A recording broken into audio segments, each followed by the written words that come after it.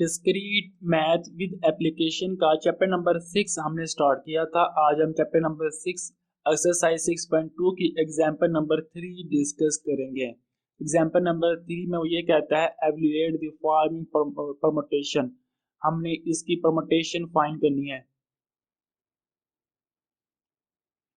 क्योंकि 20p3 find करना है और 16p4 फाइंड करना है। और हमारे पास जो परमुटेशन का फार्मूला है p of n r is equal to n factorial divided by n minus r factorial. हमने ये वैल्यू इस फार्मूले में पुट करनी है और हमने आंसर फाइंड करना है। पार्ट नंबर 1 20p3, तो 20p3 is equal to n हमारे पास 20 है और r इज इक्वल टू हमारे पास 3 है, तो 20 factorial divided by 20 minus 3 factorial. 20 factorial एजिटिव आ गया, 20 minus 3 factorial is equal to 17 factorial हो जाएगा। अब मैंने 20 फैक्टोरियल को ओपन करना है 17 फैक्टोरियल तक, तो मैं लिख सकता हूँ 20 multiply by 19 multiply by 18 multiply by 17 factorial divided bye 17 factorial. अब मैंने इसको इसलिए 17 फैक्टोरियल तक खोला क्योंकि मैंने ऊपर 17 फैक्टोरियल और नीचे 17 फैक्टोरियल आपस में कट जाएंगे, और ये 17 फैक्टोरियल और ये 17 फैक्टोरियल आपस में कट गए, तो हमारे पास जो आंसर आ गया 20 multiply by 19 multiply by 18।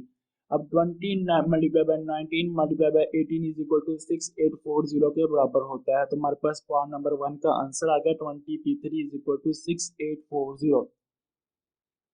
Part number 2 में ये कहता है 16p4 हमने फाइंड करना है, तो 16p4 is equal to n हमारे पास 16 के बराबर है और r हमारे पास 4 के बराबर है, तो 16 factorial divided by 16 minus 4 factorial.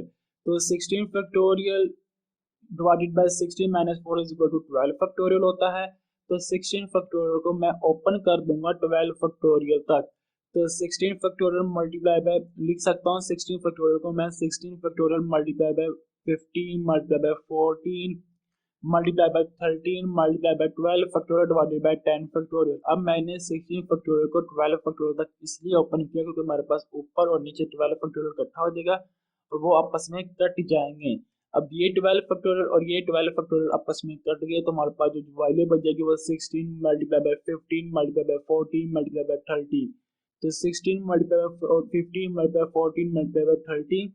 अब मैं इन चार वैल्यू को आपस में मल्टीप्लाई करूंगा तो हमारे पास जो आंसर आ जाएगा वो 43680। ये हमारे पास आंसर आ गया 16p4 का। अब हमारे पास कोई भी सवाल होगा, उसने कहा परमुटेशन फाइंड करो, 20p3 हो गया, 16p4 हो गया, या कोई भी और सवाल हो गया, कोई भी और क्वेश्चन हो गया, तो उसको हम सिंपल इस फॉर्मूले में वैल्यू पुट करेंगे और अपना जवाब फाइंड कर लेंगे। उम्मीद है आपको इस एग्जांपल की समझ आई होगी। इंशाल्लाह नेक्स्ट वीडियो में आपके साथ नेक्स्ट एग्जांपल के साथ आपसे मुलाकात होगी। तब तक अल्लाह हाफिज।